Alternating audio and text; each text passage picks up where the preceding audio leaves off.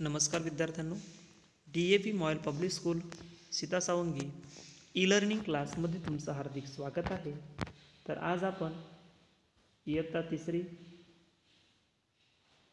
घटक व्याकरण यामधील नाम भाग 1 अभ्यासणार आहोत। तर आजचा जो आपला भाग आहे तो व्याकरणचा भाग आहे आणि व्याकरणातील नामाविषयी आज आपण माहिती पाहणार आहोत। नाम म्हणजे काय, नाम कशाला म्हणतात, कशा पद्धतीने नाम ओळखायचं, ह्या सर्वांबद्दल आज आपण यामध्ये माहिती बघणार आहोत। तर बघा, थोडक्यात खालील शब्द वाचा।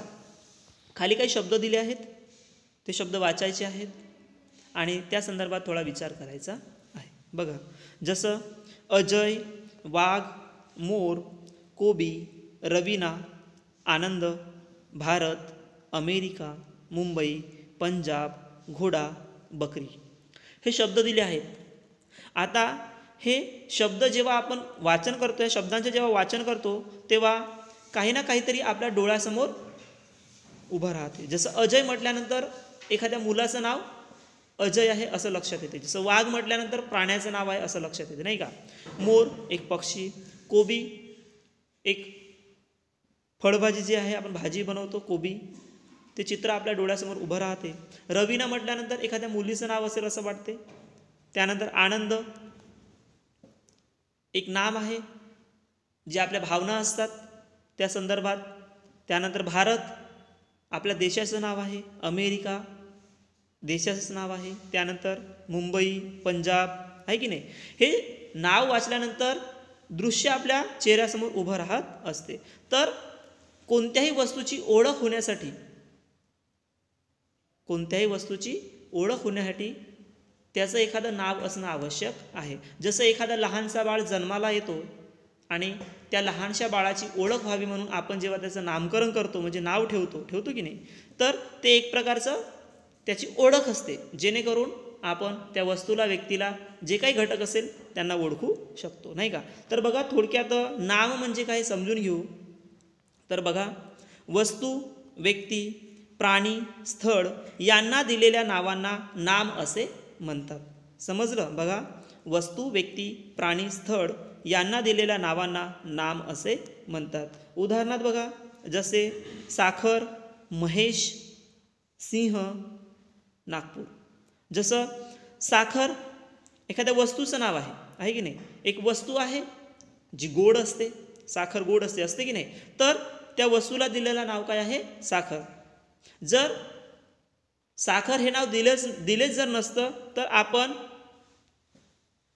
ते ओळखू शकलो असतो का? नाही। जसं व्यक्ती, एका व्यक्तीचं नाव महेश, सिंह प्राण्याचं नाव आणि नागपूर एका स्थळाचं नाव आहे की नाही। जर आपल्याला जसं एका ठिकाणावरून दुसऱ्या ठिकाणी जायचं आहे, जोपर्यंत त्या स्थळाचं नाव आपल्याला माहीत असणार नाही तोपर्यंत आपण तिथं जाऊ शकणार नाही। त्यासाठी त्या स्थळाला नाव असणं आवश्यक आहे। समजलं? त्यानंतर बघा, अजून काही उदाहरणे आहेत। जसं मुलगा, मुलगी, घर, शाळा, पुस्तक, नदी, शहर, साखर, पाणी, दूध, सोने, कापड, सैन्य, वर्ग इत्यादी काय आहेत? नाम आहेत, लक्षात ठेवायचं। समजलं? त्यानंतर बघा,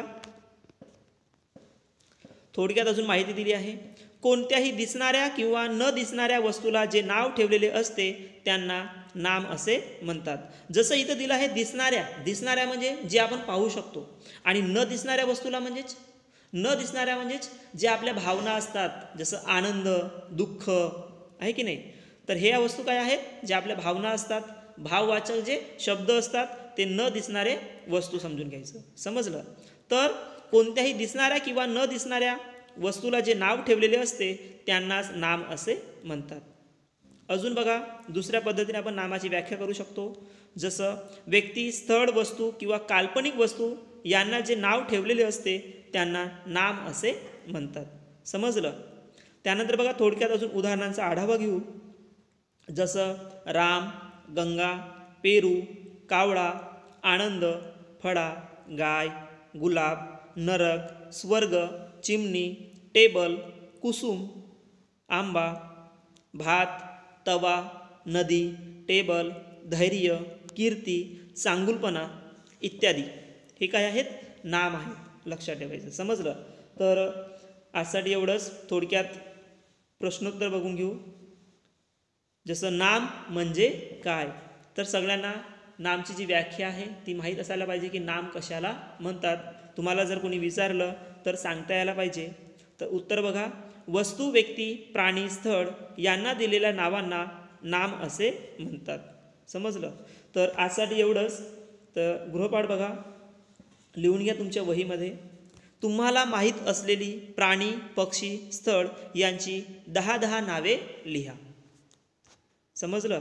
धन्यवाद.